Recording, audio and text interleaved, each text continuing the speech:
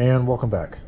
If you remember the last video, we got our cylinder heads installed, our gaskets and our cylinder heads installed, along with our exhaust manifolds on the cylinder heads. We have just one bolt, one of the older factory bolts, just hand tightened into the top bolt hole of each cylinder head just to help hold it in place, because we're waiting for an additional 9/16 12-point socket to come in this morning so we can go ahead and put our ARP head bolts in and get those finished and torqued down.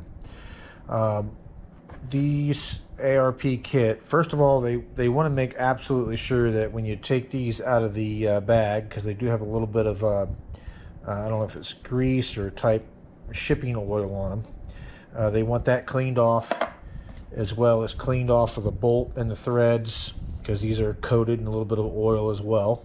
And then for the cylinder head itself, where this washer sits, and this is going to sit obviously below the bolt, but the area underneath that washer, they want to make sure that you have that area clean and dry. They want all of the oil, grease, and lubricant out from underneath that, because they're claiming that if it's there, it basically can result in inconsistent preload, because you'll get a slightly different torque value when you go to torque these down. So step 6 here is to place a washer on the dry, clean spot faces of the cylinder head. The ID of the chamfer of the washer must face the bolt head, and if you look at the washers they sent in the kit, you'll see that chamfer built into that washer, versus that side, which is just a flat side, and that side's got the chamfer. So they want this to be flat side towards the cylinder head, so that way that chamfer goes towards the top of the bolt. Lubricate the threads and the bottom of the heads of each bolt with the ARP Ultra Torque Fastener Assembly Lubricant, then install the bolts hand tight. So then they want you to take this, which you do get a little portion of this, and this may be enough to do the entire kit, but as a precaution, I also went on Amazon and picked up an actual full tube as well in case we needed it. Again, I'd rather have it not need it than, you know, the other way around. So they want you to lubricate the bottom of the head, bottom of the bolt, so that little shoulder right there they want lubricated, and they want you to lubricate the threads of these bolts and then put them in hand tight. So I'm going to try that with just one of these bolts and see how it kind of fits. I have been comparing the ARP bolt to the factory bolt, and they are pretty much the same length, but the issue that I'm seeing, and it may not be an issue, is that you'll notice the bottom of this bolt is only threaded up maybe about 2 inches or so from the bottom, versus the factory bolt, which is threaded up probably about 3/4 of the way. So my concern is if these aren't threaded up far enough, then basically, you know, we're going to hit a stopping point where we still need to tighten down further, but we can't because we're missing threads. I really hope that isn't the case, because I did email them prior to ordering this, and they assured me that this would also work for the 6.4. And it's only listed as a 5.7 and a 6.1, but they said a 6.4 would also be fine, but I guess we're going to find out. So I'm going to try that on the first bolt here and see if it'll snug up hand tight, and then I'll bring you back and show you what that looks like. And welcome back. I did try out the first bolt. It seems to snug up to the head fine, meaning that it feels like it's snugging to the head fine, and that you're not just stopping because you ran out of threads on the bolt, and the bolt can't go any further into the cylinder head because there's no more threads. It does seem like it's engaging like it's supposed to. So I'm going to carry on, but if I find out any different, then, you know, I'll definitely let you know and bring you back in. But I figured I'd show this to you. This is just one of the shop towels I was using to do this. In case you're wondering, this is what you're cleaning off of the bolts and the washers when they come to you from the factory. Like I said, looks like it's some kind of oil, probably some type of rust inhibitor, I would imagine. So what I've been doing is once they're clean like this, I'm just going to toss that on the floor. Taking a little bit of that ARP lubricant, and I'll tell you what. Let me pause you and get you set up in a tripod. I can show you what I'm doing to these. One moment. Okay, and welcome back. So we got you in the tripod, and I'm just going to show you what I'm doing here. I am using the bigger tube of this because it's a bit easier to deal with. I'm putting about that much on the threads, and then just rotating the bolt, as you can see, and just dispersing that amount of grease, and just making sure that I'm getting it inside of all the threads on the end of that bolt. And that may be, that may be a bit much, a bit more than's needed, but they just say to put lube on it. They don't say how much. There we go. I think that's good. And then I'm going to take a little bit on the back half of this bolt, as per the instructions. Just kind of take that and smooth that around so I cover the entire back of it.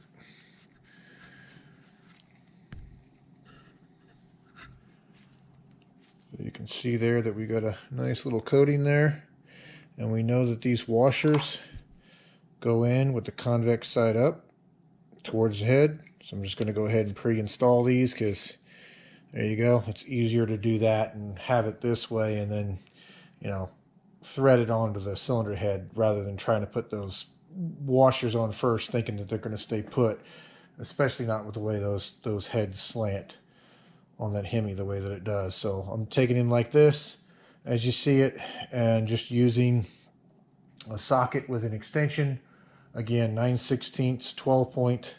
I'm going to get them all started by hand, and then we'll go through and start working on the torque sequence. But when we get to that point, we'll bring you back. Talk to you in a bit. And welcome back. So as you can see at this point, you can see we've got our ARP fasteners started on we started the torque sequence on the passenger side only here, so we've only taken them to the 35 foot-pound mark. The next step in the sequence is 70 per ARP, but you can see what I'm doing is that as we do each fastener and we do each round of torques, we're putting just a dot on there with a silver Sharpie, and then we'll do another dot at 70 and another dot at 28. That way, when we look over our bolts, as long as we see 3 dots per bolt, then we know they've been torqued. The top ones, I did use the ARP fasteners where I could, but you'll notice on the passenger side cylinder head, when we took it off, in positions 3 and 4 had the double-sided studs on this one for the wiring loom. And on the driver's side one here, the first 3 positions, 1, 2, and 3, from the front of the engine back, also had those double studs for the wiring loom. So in those cases, I used the factory studs, and then where I could, I did use the ARP fasteners for the top. I figured, you know what, they're in the kit, I might as well use the ones that I can. So what we're going to continue to do is get these heads torqued down. In case you were curious, this is the torque wrench that I'm using here, and it is just an AC Delco. I will get you the model number of that in case you're curious. I'll also put a link in the description of the one on Amazon I picked up for this. And one thing I like about this one is that, here we go, that's got the model number on it for you, is that this one has memory function in it as well as can do degrees. So the nice thing is I was able to go in there and just pre-program 3 memory functions for the 3 steps of torque that we need, and be able to quickly just to switch between those 3 and kind of keep going at that pace. So saves a little time from having to keep adjusting the torque wrench every time you need to change a value. But we're going to continue on this, and when we get these done, we'll bring you back. Thank you. And welcome back. At this point, we have both our cylinder heads torqued, all 10 bolts, all 10 main bolts, and the 5 supporting bolts at the top. We, per the ARP torque sequence, which was 35 and then 70 and then finally 100. Once we got to the 100, we went around and repeated the torque pattern at the 100 foot-pound twice to verify that all of our fasteners were at 100. And I did have a couple of fasteners that on that second pass needed just a bit more to get back to 100 after everything had kind of seated. Just like we stated in the previous video, we put our studs where we needed our studs, which is on the driver's side, the first 3, passenger side, spots 3 and 4 from the front back for our wire loom to press back in place, and those have been torqued as well. I do need to put a silver Sharpie dot on it, which I will take care of here shortly, just as a reminder that those have been done. But on this driver's side cylinder head, if you remember, we put the oil pickup tube back in place yesterday. And that actually interferes with bolt number 6 of being able to get, and again, that's per this diagram. So this is, if you flip it this way, this would be the orientation of the bolts on the driver's side, because the top of your gasket's here, the bottom of your gasket's there.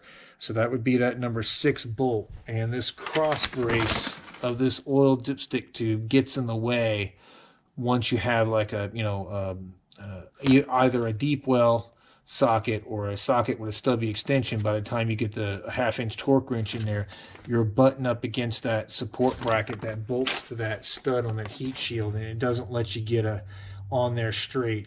What I found to do, you don't have to remove the oil dipstick tube, just take the bolt loose that secures it to that stud on the heat shield, and you're able to push it out of the way far enough to get your torque wrench in there and get a good bite on that bolt. With that being said, I'm going to go ahead and call it a video at this point. And I know that earlier I said I wanted to do the cylinder heads and the timing cover, but it's getting pretty late in the day.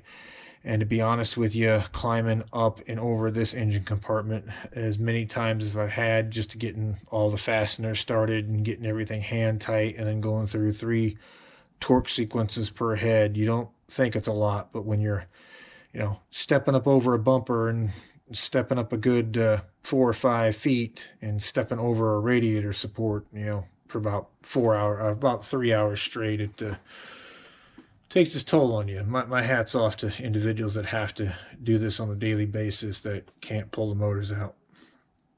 But with that being said, like I said, we're going to call it a video at this point, and then when we come back, we'll make the installing the timing cover and installing the oil pan the next video in the series.